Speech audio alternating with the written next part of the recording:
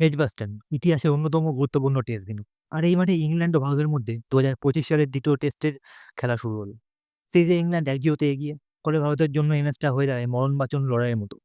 আর ১ম দিনের খেলার পরে মনে হচ্ছে টেস্ট ক্রিকেটের আসল সৌন্দর্য যেন ফিরে এসেছে। তো ২য় টেস্টের ১ম দিনে টস জিতে ইংল্যান্ডের অধিনায়ক বেন স্টোকস ঠিক করেন ভারতকে ব্যাট করতে দেবেন। সকালটা ছিল হালকা মেঘাচ্ছন্ন, উইকেট ছিল একটু স্লো ও ফ্ল্যাট। কিন্তু বোলারদের জন্য কিছুটা সাহায্যও ছিল। ভারতের ওপেনিং জুড়ে ছিল কেএল রাহুল ও জয়সওয়াল। কিন্তু খুব দ্রুতই ইংল্যান্ড ছুড়ে দেয় ১ম ধাক্কা। রাহুল মাত্র ২ রান করে আউট হয়ে যান ওকসের বলে। এরপর কারুনার কিছুটা লড়াই করলেও ৩১ রানের বেশি করতে পারেননি তিনি এবং শুরুতেই ভারতের স্কোর দাঁড়ায় ৪৪-২। এরপর জয়াসওয়াল ও শুভমান গিল কিছুটা স্থিতিশীলতা আনে। দুজন গড়ে তোলেন ৬৩ রানের একটি ছোট্ট পার্টনারশিপ।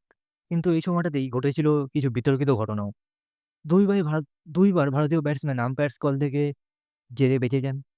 বল সামান্য লেগ স্ট্যাম্প ছুঁয়ে যাচ্ছিল। একটুর জন্য আউট দেওয়া হয়নি তাদের। ইংল্যান্ডের পেসার ওকস প্রকাশ্যে হতাশা জানান।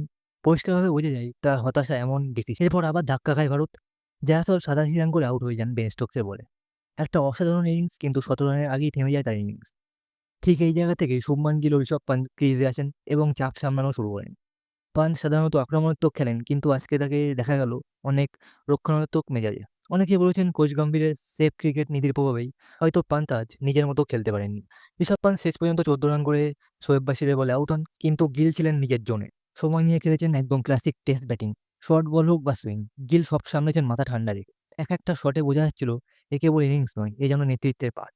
গিল শেষ পর্যন্ত ১১৪ রানে অপরাজিত ছিলেন দিনের শেষে। সঙ্গে ছিলেন রবীন্দ্র জাদেজা ৪১ রানে অপরাজিত। দুজনের মধ্যে হয়েছিল ৯৯ রানের এক বিশাল পার্টনারশিপ, যা ভারতের ইনিংসকে দারুণভাবে এগিয়ে দেয়। এবং ১ম দিনের শেষে ভারত ছিল ৩১০ রানে ৫ উইকেট হারিয়ে, যা নিঃসন্দেহে একটি ভালো স্কোর, বিশেষ করে শুরুর সেই ধাক্কার কথা মাথায় রাখলে। এরপর একটু দেখে নেওয়া যাক ইংল্যান্ডের বোলিং পারফরম্যান্স। কিথ ওকস নিয়েছেন ২ উইকেট, খুব ভালো বল করেছেন। ব্রাইডন কার্স, স্টোকস সবাই চেষ্টা করেছেন, কিন্তু ভারতীয় ব্যাটসম্যানরা ধৈর্য ধরে খেলতে থাকায় ইংলিশ বোলারদের হতাশা হতে হয়েছে। ওকস খোলাখুলি বলেও দিয়েছেন যে মার্জিনাল ডিসিশন গুলো ভারতের পক্ষে যাওয়ায় ওরা উইকেট বাঁচাতে পেরেছে। এখানে আসছে স্ট্র্যাটেজি প্রসঙ্গ।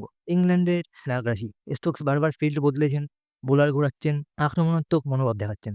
ভারত কিন্তু সম্পূর্ণ বিপরীত পথে হেঁটেছে। অধিনায়ক গিল, কোচ গম্ভীর দুজনেই এমন এক পরিকল্পনা এনেছেন যেখানে ঝুঁকি কম, ধৈর্য বেশি। অনেকে বলেছেন এই ধরনের নিরাপদ খেলা ভারতের মতো ট্যালেন্টেড দলের জন্য ঠিক নয়। তবে বলা বাহুল্য, গিলের ইনিংস আসলে এই কৌশলের সার্থকতা দেখিয়েছে। যখন প্রেশার ছিল তখন তিনি খেলেছেন।